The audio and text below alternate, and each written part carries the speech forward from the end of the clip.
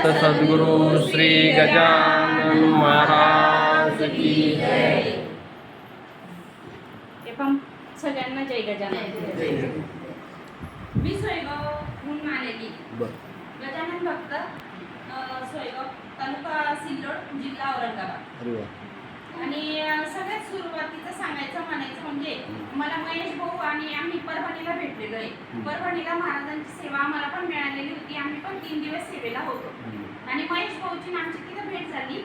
तर खूप म्हणजे चर्चेत आणि आमची सेवा पाहून महेश भाऊला बी खूप आवड झाली की बा ताई तुमचा ग्रुप किती छान आहे, तुम्ही कशी सेवा करता, आमच्या महिलांशी एखाद्या दिवशी बोलाल का. पण योगायोग महाराजांना हे करून घ्यायचं होतं की तुम्हाला पण मला भेटायचं, तर मी पण तुम्हाला भेटणार, तुम्ही पण मला भेटणार होते. हा योगायोग असं काही ठरून नव्हतं झालं, आज अचानक झालं. आणि अचानक महेश भाऊने पाहिलं की ग्रुपला की ताई आलेले आहे. ताई दादाने मला कॉल केला की ताई तू इथे का. हो आम्ही आलेले सगळे फॅमिली. सर आहेत आमचे, माझे दीदीचे सासरे ती, दीदीचे सासूबाई आणि माझा मुलगा आहे. आणि माझ्या मुलीचं आत्ताच फेब्रुवारीत लग्न झालेलं आहे. हे सगळे माझी माहिती आहे. आणि तुम्ही सगळ्या भोज इथून आलेले आहे आणि आपण सगळे गजानन परिवारात एकत्रच आहे. मला सगळ्यांना एकच सांगा वाटतं, आता तुमचं मंदिर समजा आत्ताच सुरुवात आहे तुमच्या मंदिराची. मी तुम्हाला एक सांगते की महाराजांची इतकी काही प्रचिती आहे. मी तुम्हाला सुरुवातीपासून सांगते. आमचं सोयगाव मंदिर म्हणजे 13 वर्ष झालं आमच्या मंदिराला. आमच्या मंदिराचे अध्यक्ष कुसुमताई वाडेकर आहेत. आमचा ग्रुप सगळा मारवाडी परिवार आहे, त्याच्यात आम्ही पण काही आहे. तर आमचा पूर्ण ग्रुप असा आहे, इतकी छान सेवा देतात की म्हणजे विनामूल्य सेवा आहे आमची. दर गुरुवारी 2000 लोक आमच्या इथे जेवतात गुरुवारी.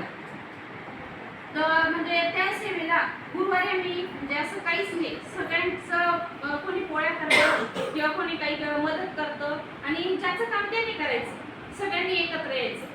आणि आमची असं कुठे बावन्नी असली काही असलं, एक मेसेज टाकला की वैयक्तिक असं फोन वगैरे काहीच नाही, एक मेसेज टाकला की सगळे आम्ही एकत्र जमतो. म्हणजे आमचं मंदिराचं हे. तर आज म्हणजे मी खरं सांगते तुम्हाला, महाराजांची प्रचिती जर म्हटली तर खूप अनुभव आहे आमच्या. म्हणजे वारीला आज 13 वर्ष झाले गजानन महाराजांच्या पायवारीला. आणि आज आमच्या सोयगावमध्ये खूप छान मंदिर पण आहे. परत संमेलन पण झालं. पहिलं संमेलन मानवतला गडम सरांकडे तिकडे झालेलं आहे.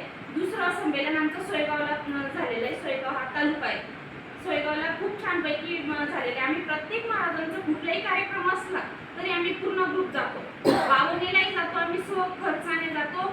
बावन्नी जिथं असते त्यांना महाराजांना जे द्यायचं ते देतात. पण महाराजांचे आम्ही एकही कार्यक्रम टाळत नाही.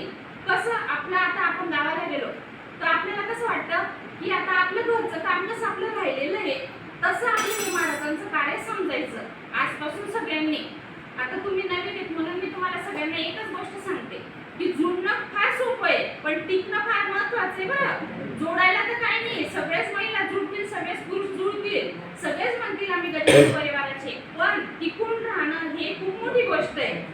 त्याच्यासाठी सांगते मी तुम्हाला की थोडंफार असं म्हणजे मतभेद झाले तरी तिथे मिटवायचं. बिलकुल मत असे आपले एकमेकांविषयी मन वाईट करायचे नाही. आणि मी तुम्हाला अजून सांगते की आपण सगळ्या कार्यामध्ये, चांगल्या कार्यात आपल्याला कोणी बोट ठेवतं, त्याच्यामुळे आपण त्याला घाबरायचं नाही. महाराज पाठीशी हे आपलं समाधानकारक उत्तर आहे. आणि महाराजांची प्रचिती म्हटल्यावर मग आम्ही वडेकरता येणे म्हणजे एवढ्या परिस्थिती एकदम नाजूक असल्यावर की ज्याला काही अडचण असेल, कोणाचा नवरा त्रास देत असेल, कोणाला मुलबाळ नसेल, कोणाला म्हणजे असं त्यांच्या मनात उतरवलं. वास्तविक आमची ताई 2 शब्द सुद्धा बोलू शकत नाही.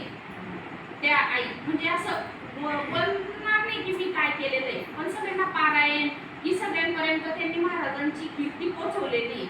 आज असं काही घडवलेलं आहे आम्हाला सोयगाव परिवाराला की एक याला एक असं म्हणजे सगळेजण सोयगावचं इतकं नाव आहे की काही नाही. एक तर म्हणजे महाराजांचं कार्य म्हटलं म्हणजे आम्ही असं एखादं आपल्या घरचं लग्न आहे असं आम्ही जमा होतो आणि हसत कार्य पार पाडतो आम्ही सगळेजण.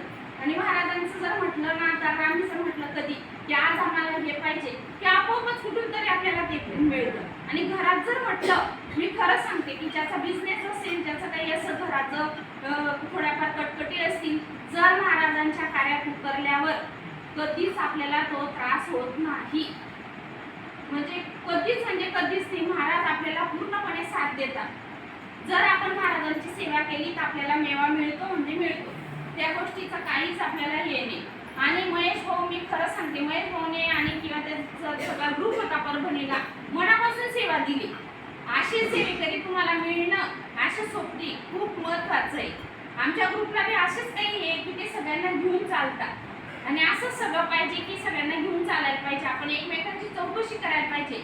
आम्ही आता पारिवारिक बी असलो तर की कोणाला बरं आहे की कोणाला नाही आहे, कोणाचं काय दुखतं की म्हणजे आपलं एक परिवार समजायचा। आपण कसं एकत्र कुटुंब कसं असतं ते आपल्याला शिकायला मिळतं आणि आपल्या मुलांवर आपले चांगले संस्कार येतात। आपण जर जय गजानन म्हटलं आणि आपला मुलगा एखाद्या वेळेस कलेक्टर झाला तर आपल्या मुलाला लाज वाटते की आपली मम्मी कलेक्टर म्हणजे जय गजानन म्हणते, पण त्याला जर लहानपणापासून जर बालसंस्कार दिलेलं राहिलं की जय गजानन म्हणायचं तर तो मुलगा 100% तो मुलगा म्हणेल की माझी मम्मी लहानपणापासूनच आम्हाला महाराजांचं कार्य शिकवत होती, म्हणूनच आम्ही इथपर्यंत पोहोचलेलो आहे।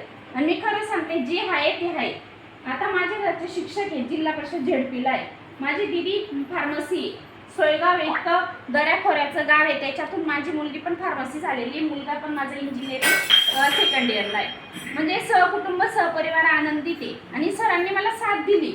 मी जिथं जाते तिथं सर कधीच मला नाही म्हणत नाही की तू जाऊ नको, असं ते करत नसतील एखाद्या वेळेस, पण मला त्यांनी असं कधी म्हटलं नाही की तू जाऊ नको, कारण मला आवड आहे महाराजांची आणि महाराजांचं कार्य हे माझं घरचं कार्य आहे। जरी गावाला गेलं ना तर आपल्याला काळजी पाहिजे की आपल्याला उद्या आपल्याला बावरणी, उद्या कार्यक्रम आहे तर आपण हे करायलाच पाहिजे, असं माझं म्हणणं आहे। तुम्ही पण बोला, तुम्ही बोलाल तर